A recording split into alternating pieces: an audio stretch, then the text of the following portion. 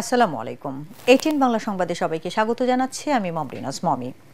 আন্তর্জাতিক আদালতে ইসরায়েলি গণহত্যার বিচার নিশ্চিতের দাবি জানিয়েছেন রাজনৈতিক দলের নেতৃবৃন্দ ও ইসলামী চিন্তাবিদরা। গাজায় ইসরায়েলি বর্বরতার বিরুদ্ধে সোহরাওয়ার্দী উদ্যানে মার্চ ফর গাজা সমাবেশ থেকে এই দাবি জানানো হয়। ইসলামী চিন্তাবিদদের সাথে নিয়ে ঘোষণাপত্র পাঠ করেন আমার দেশের সম্পাদক মাহমুদুর রহমান। এ সময় ফিলিস্তিনে গণহত্যা বন্ধে কার্যকর ব্যবস্থা গ্রহণ, স্বাধীন রাষ্ট্র হিসেবে স্বীকৃতি দেওয়ার দাবিও জানানো হয়। এই কর্মসূচিকে কেন্দ্র করে সোহরাওয়ার্দী উদ্যানে লাখো মানুষের ঢল নামে, পরিণত হয় জনসমুদ্রে। সমাবেশ শুরুর পরেও রাজধানীর বিভিন্ন প্রান্ত থেকে এখনও দলে দলে মানুষ মিছিল নিয়ে যাচ্ছেন সোহরাওয়ার্দী উদ্যানের দিকে। সবার হাতে ফিলিস্তিনের পতাকা, ইসরায়েল বিরোধী স্লোগানে মুখর পুরো এলাকা। এতে অংশ নিয়েছেন ইসলামী চিন্তাবিদ শাইখ আহমদুল্লাহ, মিজানুর রহমান আজহারি, বিএনপির স্থায়ী কমিটির সদস্য সালাউদ্দিন আহমেদ ও শহীদউদ্দিন চৌধুরী অ্যানি, জামায়াতের সেক্রেটারি জেনারেল মিয়া গোলাম পরোয়ার, হেফাজতে ইসলামে মামুনুল হক, এনসিপি নেতা হাসনাত আবদুল্লাহ, গণ অধিকার পরিষদের সভাপতি নুরুল হক নূর সহ রাজনৈতিক দলের নেতা সহ বিভিন্ন সংগঠনের নেতৃবৃন্দ।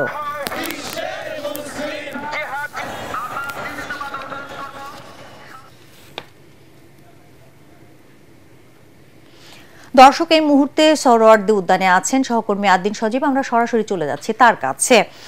আদ্দিন, সমাবেশে রাজনৈতিক দলের নেতা ও ইসলামী চিন্তাবিদরা কি বলছেন, আমাদের বিস্তারিত জানান।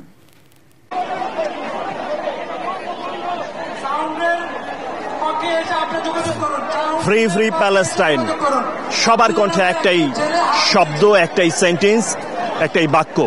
সবাই স্পষ্ট করে জানাচ্ছেন যে এই প্যালেস্টাইনকে ফ্রি করে দিতেই হবে এবং সেজন্য বিশ্বের যত মুসলিম সংখ্যাগরিষ্ঠ রাষ্ট্র রয়েছে প্রায় 57টি, তাদেরকে এক হতে হবে। ফিলিস্তিন এর জন্যে ইসরায়েলের বিপক্ষে সবার অবস্থান সুস্পষ্টভাবে জানাতে হবে। অন্য সম্পর্ক রয়েছে সঙ্গে বিভিন্ন রাষ্ট্রের, মুসলিম রাষ্ট্রের এসব সম্পর্ক ছিন্ন করতে, বিশেষ করে জাতিসংঘ গুরুত্বপূর্ণ ভূমিকা পালন করতে হবে। এখন মানবাধিকার সংগঠন, জাতিসংঘ এবং মুসলিম সংখ্যাগরিষ্ঠ যে রাষ্ট্রগুলো রয়েছে তাদের ভূমিকা নিয়ে প্রশ্ন উঠেছে। ভূমিকা নিয়ে প্রশ্ন ওঠার কারণেই গোটা বিশ্বের প্রিয় যে মানুষ রয়েছেন, মুসলমানরা রয়েছেন, তারা আজ জাগ্রত। বাংলাদেশ সহ গোটা বিশ্বের মুসলমান এবং যারা মানবতার জন্য যাদের হৃদয় কাঁদে, সে আজকে বিভিন্ন জায়গায়, বিভিন্ন জমায়েতে, বিভিন্ন রাজপথে হয়েছেন। আপনি জানেন যে আজকের এই বাংলাদেশের যে সোহরাওয়ার্দী উদ্যানে জমায়েত, সেই জমায়েত এই কিছুক্ষণ আগেই, কয়েক মিনিট আগেই সম্পন্ন হয়েছে। অর্থাৎ এবং এখানে বাংলাদেশের সব রাজনৈতিক দলের নেতৃবৃন্দ এবং বিশেষ করে মাওলানা মিজানুর রহমান আজহারি, শাইখ আহমদুল্লাহ সাহেব থেকে শুরু করে অনেক ইসলামিক আলোচক উপস্থিত হয়েছিলেন। আপনি জানেন বিএনপির সালাউদ্দিন সাহেব থেকে শুরু করে এনসিপির হাসনাত আবদুল্লাহ এবং নুরুল হক নূর ছাড়াও অনেক আলেম ওলামারা এখানে উপস্থিত হয়েছেন। এবং সবচেয়ে বেশি গুরুত্বপূর্ণ যাদের কণ্ঠস্বরে প্রকম্পিত হয়েছে আজকের সোহরাওয়ার্দী উদ্যান, লাখো লাখো মানুষ, লাখো লাখো মুসল্লি, যেন মনে পড়ে যাবে এটা বাংলাদেশের সর্ববৃহৎ একটি জমায়েতের একটি। এর আগে অনেক জমায়েত বাংলাদেশে হয়েছে, বিভিন্ন সময় বিভিন্ন গণজমায়েত আমরা দেখেছি, কিন্তু সোহরাওয়ার্দী উদ্যানের আকাশ থেকে যদি এই ছবি দেখানো যেত তাহলে আপনারা নিশ্চয়ই বুঝতে পারতেন, দর্শকরাও জানতে পারতো গোটা সোহরাওয়ার্দী উদ্যানে। আমি দুঃখিত, প্রচণ্ড গরম এবং অনেক মানুষের কারণে কথা বলতেও কখনো কখনো একটু অসুবিধা হয়ে যাচ্ছে, গলা শুকিয়ে যাচ্ছে। আদ্দিন, আপনি সাবধানে থাকুন, আপনাকে ধন্যবাদ। দর্শক, এই মুহূর্তে শাহবাগে আছেন আমাদের আরেকজন সহকর্মী মাজুল হক মুহাজির। আমরা সরাসরি চলে যাচ্ছি তার কাছে।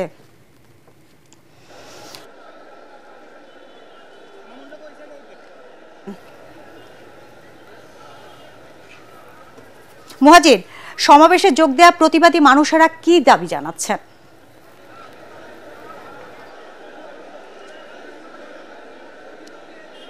মমি, আপনি 2টায় 3টায় ছিলেন। আপনি জানেন যে আজকের যে সমাগম, আজকের যে অবস্থান, এই ঢাকায়, এই রাজধানী ঢাকায় যেন এক টুকরো গাজা হয়ে গেছে।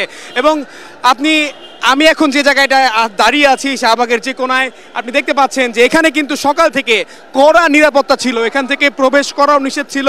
এখানে বেশ কিছু কারণে এখান দিয়ে যে সৌর উদ্যানে যাওয়ার যে পথ সেটি বন্ধ ছিল, কিন্তু কিছুক্ষণ আগে যখন সমাবেশ শুরু হয় তখন এই ধর্মপ্রাণ মুসল্লি তৌহিদি জনতা তারা এই সব কিছু ভেদ করেই সোহরাওয়ার্দী উদ্যানে যাওয়ার যে আকুতি, যে আজকের যে মার্চ ফর গাজা কর্মসূচি সেটাকে একটু কাছ থেকে দেখার যে আগ্রহ, সেই আগ্রহের জন্যই সেইটা দেখার জন্য তারা এই সিকিউরিটি ভেদ করেই তারা আজকের এই কর্মসূচিতে যোগদান করেন এবং সোহরাওয়ার্দী উদ্যানের দিকে যান। এবং শাহবাগ থেকে শুরু করে, শুধু শাহবাগ নয়, এখানে যে 5টি পয়েন্ট করা হয়েছে সেই 5টি পয়েন্টে কিন্তু কানায় কানায় পরিপূর্ণ। আপনি জানেন আদ্দিন সজীব তিনি আমাদের সঙ্গে যুক্ত ছিলেন, তিনি কথা বলতে পারছেন না। এই তপ্ত রোদ উপেক্ষা করে, এখানে যারা আসছেন তাদের সবার কণ্ঠে কিন্তু সেই একটা চিরচেনা আওয়াজ, সেই একটা চিরচেনা সুর, তারা একটি স্বাধীন ফিলিস্তিন চায়। আজকে আসলে সবাই একটা জিনিস প্রমাণ করলো যে দেশে অনেক মত থাকবে, অনেক পথ থাকবে, কিন্তু সবার ফিলিস্তিনি ইস্যুতে সবার মত কিন্তু একটাই, সবাই কিন্তু একটা জায়গায় দৃঢ়, একটা জায়গায় প্রতিজ্ঞাবদ্ধ, তারা স্বাধীন ফিলিস্তিন চান, তারা ইসরায়েল। এটাকে আসলে বর্বরতা বললেও কম হয়ে যায়। তারা কিন্তু বলছেন যে জাতিসংঘ থেকে শুরু করে ওআইসি সবার অবস্থানটা আসলে কি, তারা পরিষ্কার থাকতে চান। তারা বাংলাদেশের এই মানুষ এই জায়গা থেকে এই মেসেজটাই দিতে চান যে অবিলম্বে ইসরায়েলি দোসরদের দৃষ্টান্তমূলক বিচার, তাদের যে গণহত্যা সেই গণহত্যার বিচার এবং স্বাধীন ফিলিস্তিনের কামনায় তারা দোয়া করছেন। এবং আজকের এই মার্চ ফর গাজা কর্মসূচি, যে সলিডারিটি উইথ প্যালেস্টাইন যে সংগঠন রয়েছে, যাদের উদ্যোগে নিঃস্বার্থে যারা আজকে আয়োজন করলেন, সব রাজনৈতিক দল থেকে শুরু করে নায়ক, গায়ক, নারী, পুরুষ সবার অংশগ্রহণ আজকে আমরা এই শাহবাগ থেকে এই মুহূর্তে আমি দাঁড়িয়ে দেখছি। এবং বিভিন্ন পয়েন্টেও যারা রয়েছেন তারা কিন্তু আমাদেরকে জানিয়েছেন সব জায়গায় কানায় কানায় পরিপূর্ণ। আজ একটি নতুন ইতিহাস তৈরি হলো বাংলাদেশে।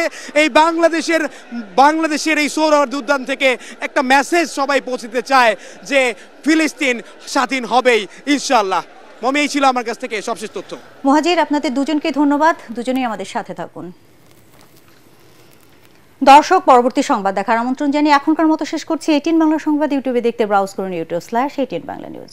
ধন্যবাদ সবাইকে।